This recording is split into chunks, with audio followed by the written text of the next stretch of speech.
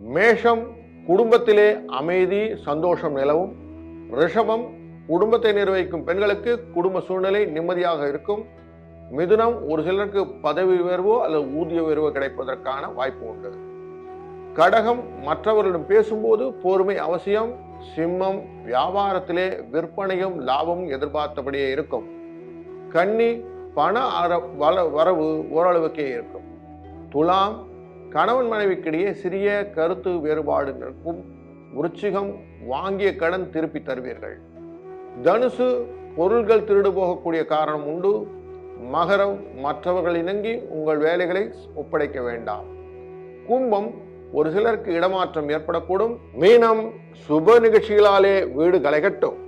வார பலனின் முழு காணொலியை காண ஸ்ரீ டிவி ஸ்பிரிச்சுவல் நிதி ஜோதிடம் என்ற தொடரிலே காணவும். அதற்கான லிங்க் டிஸ்கிரிப்ஷனில் கொடுக்கப்பட்டுள்ளது.